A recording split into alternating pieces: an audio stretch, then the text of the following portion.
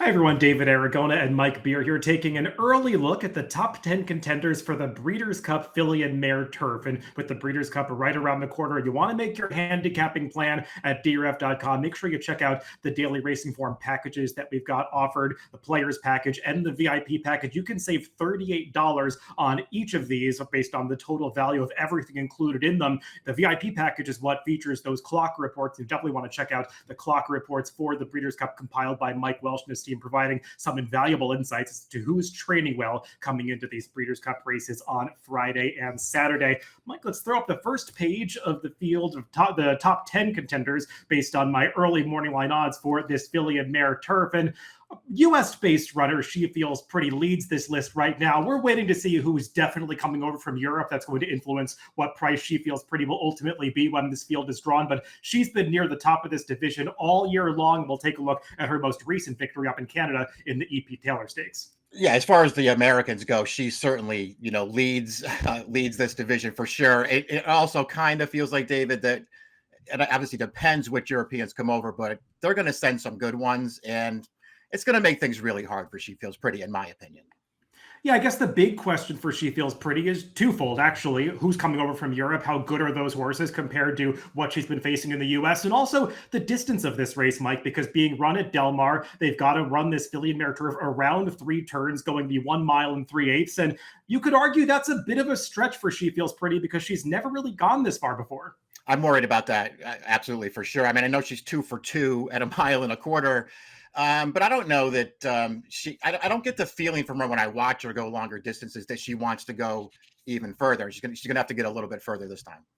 I'm curious what you made of her last race when she ran in the Grade 1 EP Taylor at Woodbine and faced off against a Charlie Appleby runner that we could see coming back in this Filly and Mare Turf Diamond Rain, because coming into the stretch of that race at Woodbine, it looked like She Feels Pretty was going to win for fun, and Diamond Rain made it pretty close at the end, and these two fillies came at him at earning 104 Beyer speed figures, which should make them competitive coming right back in this Breeders' Cup race. But when you look at the overall form of that rival, Diamond Rain, she didn't exactly look like the top European contender that we could see in the Breeders' Cup, at least coming into this EP Taylor. Exactly. I mean, she doesn't seem like one of the. I mean, it seems like certainly some better ones will be coming over. Not that Diamond Rain didn't have some things going for her. She's well connected. She's really lightly raced.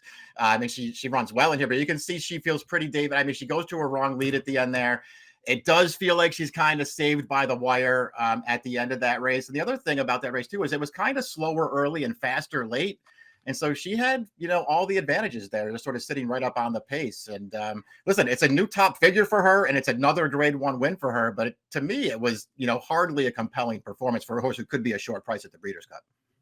Well, we're still waiting for the final word on who exactly will be part of that Godolphin Charlie Appleby team for the Breeders' Cup. I'm sure they're going to have multiple runners. You would expect that Cinderella's Dream will be in the starting gate. She was second in this race last year. I think she went off as the favorite in the Filly and Mare Turf in 2024, somewhat surprisingly. And she ran really well that day, Mike. Her 2025 campaign since coming back as a 4-year-old, it's been a little up and down, and more so down recently because her last couple of efforts have been slightly disappointing. Yeah, I've been disappointed with her as a 4-year-old. I really liked her as a 3-year-old, and I just felt like if she came back this year that she was just going to be really, really tough. And for whatever reason, she's got a couple of nice wins on her card this year, but overall her form it doesn't seem like she's taken it to the next level like she might have.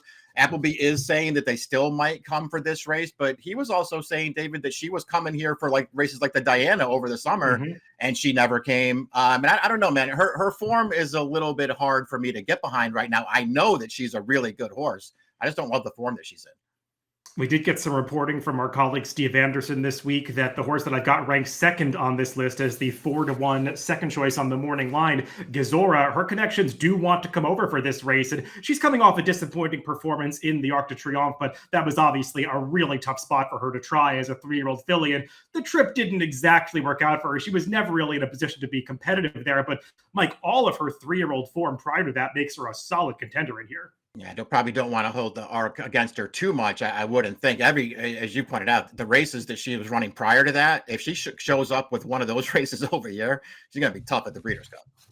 And also on this list, the first page that we're taking a look at, a possible overseas contender, See the Fire. She has only achieved one victory so far in 2025. That was a rout in a Group 2 race at York earlier this year. But she's been knocking heads against some pretty tough company in her recent starts at the Group 1 level. Yeah, big blowout win there in that Group 2. And you're right, just not winning in these really tough Group 1 races recently, but more than holding her own in those races.